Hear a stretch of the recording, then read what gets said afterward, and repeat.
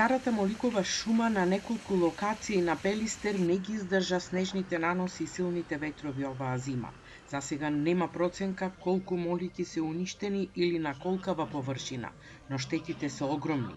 Паднатите дрвја ќе мора да се отстранат за што е потребно време, но и пари.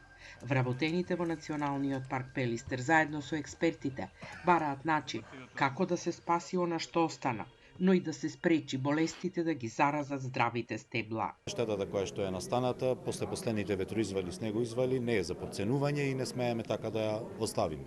Целта на овој настан е да отпочнеме, буквално да отпочнеме со еден процес на зачувување на најкомпактната моликова шума која што имаме во регионов и нормално за сето тоа ќе бидат потребни и долгорочни и краткорочни мерки. Во делот на краткорочните мерки, тука како Национален парк Пелистер можеме некако самите да се справиме со таа настаната ситуација, меѓутоа во делот на долгорочните мерки јас не би сакал како директор на јавната установа Национален парк Пелистер да импровизирам, токму поради тоа тука да не се експертите и крајната цел е да излеземе со конкретни заклучоци кои што ние како Национален парк Пелистер заедно со стручниот тим на Националниот парк Пелистер ќе ги преточиме во сет на превентивни мерки, повторно ќе ги разгледаме заедно со експертите и нормално ќе треба да се дефинира и финансиска конструкција на сите тие превентивни мерки, колку сето тоа ќе кошта и колку сето тоа ќе трае во време.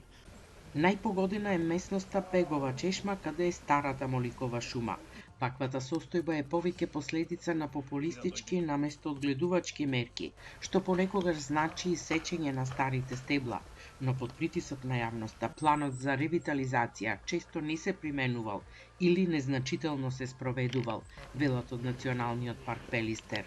Поради тоа што тој дел е туристичка зона, односно најпосетен од посетителите што идат на Пелистер, секогаш во минатото се избегнувало според тие планови за одгледување да се пропишат некакви мерки. Сето тоа резултира со ова што сега го имаме, значи доколку би се спроведувале во минатото тие одгледувачки мерки, немаше да дојде до толкави штети од толкави големи размери. Инспекторатот за шумарство веќе издаде решение за отстранување на паднатите дрвја со конкретни рокови. Веќе е почнато со издавање на решенија од страна на инспекторот со конкретни рокови за решавање за вадење на таа дрвна маса.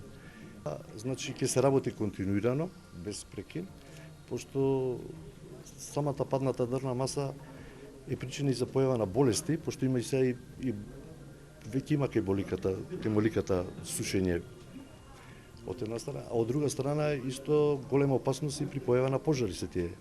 Значи, решенијата се почнати да се дават и ќе продолжат.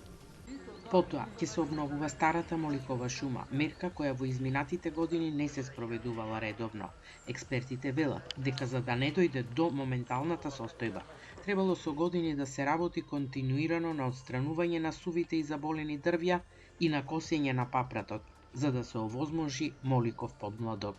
Проблемот на моликовата шума на Бегова чешма конкретно е што во овој локалитет има многу неблагопријатни услови за развој на природна обнова на моликата. Значи, тука папратот секоја година пораснува до 2 метри и прави голема густина, поради која што семето од кое што паѓа од шишарките од молика и кое што треба да формира младо растение не може да исклие.